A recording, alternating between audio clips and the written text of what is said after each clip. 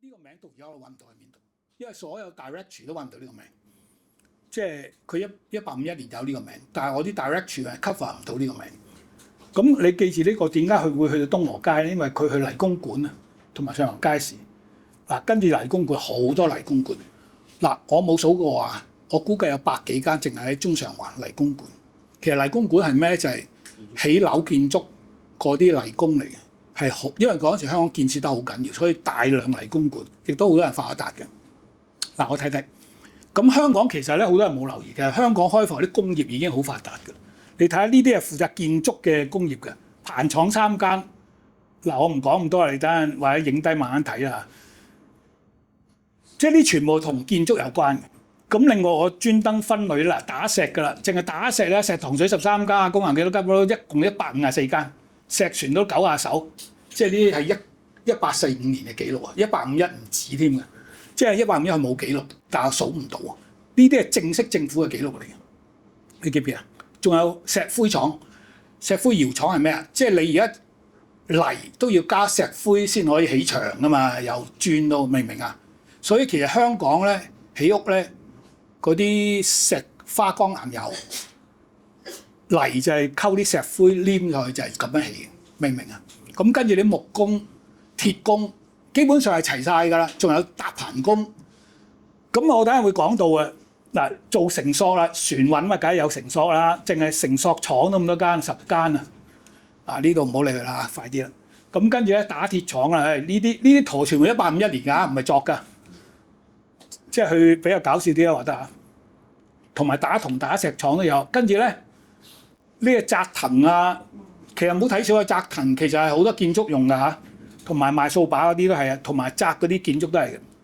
咁啊燒酒啦，好多人唔知呢樣。其實香港開埠咧，佢又有個行業叫三衰啊。其實好多歷史學家搞唔掂個名三衰係乜，我自己都搞唔清楚啊。一度至係最近寫呢本書，我先摸通，因為點解咧？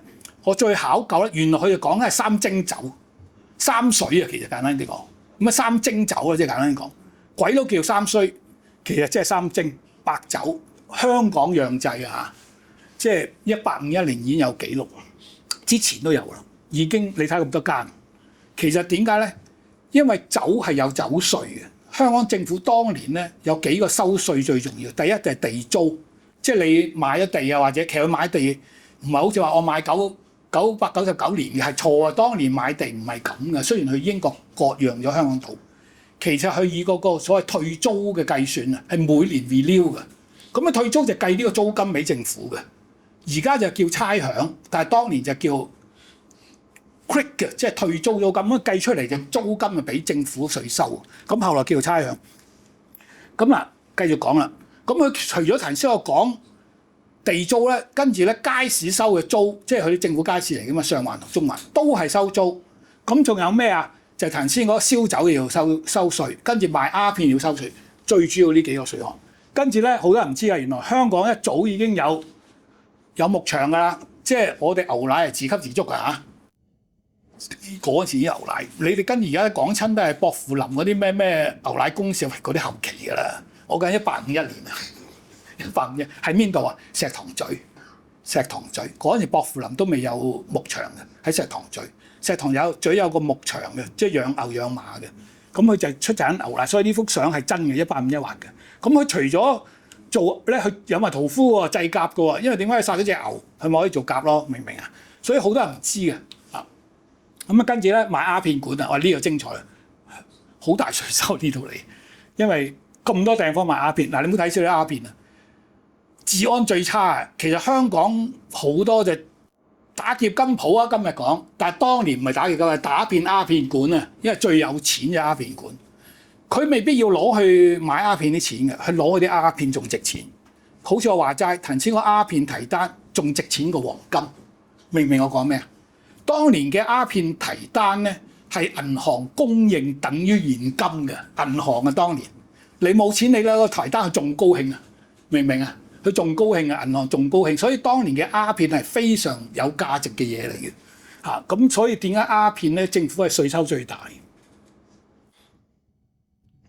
嗱，繼續講啦，跟住做木工啊、家具啊嗰啲咁啦嚇。其實都好多嗰陣時，即係基本做木工嘅好多啦。我繼續講，呢啲都係做木工木匠啊，全部都同木工有關。嗱，做埋家私都有10間，即係當年。咁另外仲有好多手工業㗎，我唔講咁多啦。包括印書館啊，乜，你哋影低慢慢睇啦。嗱，跟住咧呢度分析啦，簡單啲講啦，因為時間唔夠。整個維多利亞係1800幾間店鋪，咁你計埋南區600幾間，人2000幾間嘅啊。咁嗱，跟住我再睇筲箕灣，筲箕灣嗱呢度係筲箕灣，點解我上幅西幅相喺度啊？呢度係筲箕灣，或者我哋有啲鬼佬叫愛秩序灣啦，因為鬼佬講佢個名冇理啊，但係我哋叫筲箕灣，由始到終都係叫筲箕灣，佢冇理到鬼佬叫咩名。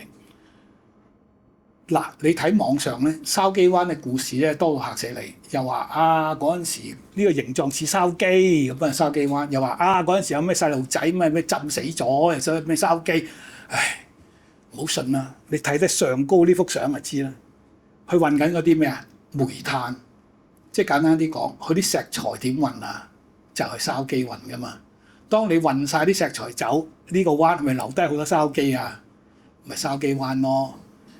同石排灣一樣道理，明唔明啊？個名係咁嚟嘅。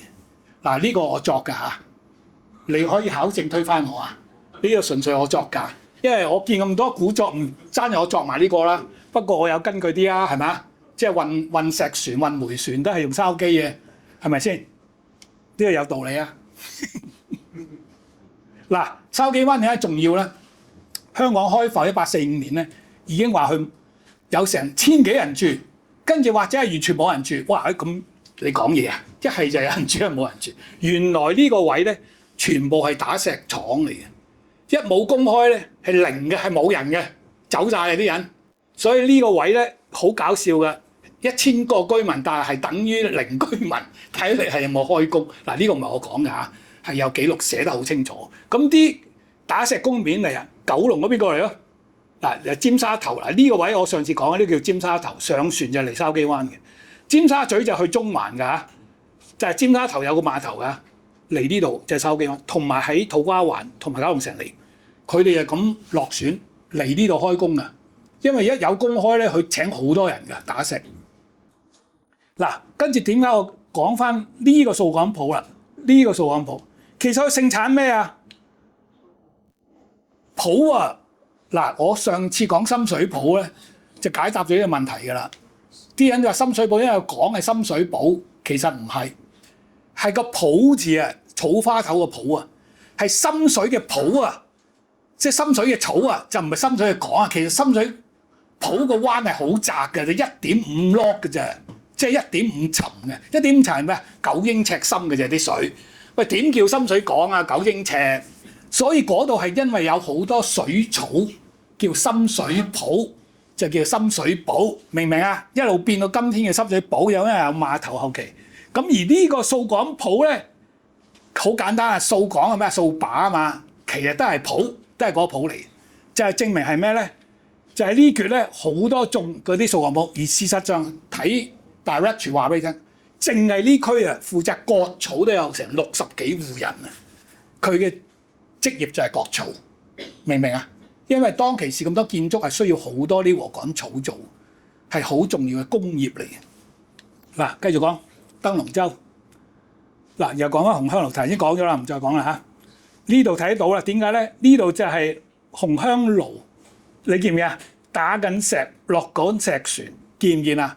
呢啲圖唔係我畫㗎，唔係我作㗎嚇，係當年嗰啲鬼佬畫㗎。因為嗰陣時紅香爐咧都係好多石廠喺度。其實佢呢度其實以前你唔好話石廠一間廠，喺街邊或者岸邊揾個地方叫啲工人叫廠㗎啦已經，或者搭個草棚。你唔好諗住起間屋叫廠啊，即係冇咁嘅事嘅，好鬼草嘅，明唔明啊？所以嗰陣時就係咁噶啦，見唔見啊？咁嗱，好似呢幅都係得幾粒畫嘅，你見佢啲石牌見唔見啊？佢其實都係喺正嗰個位嘅，見唔見啊？你睇得到，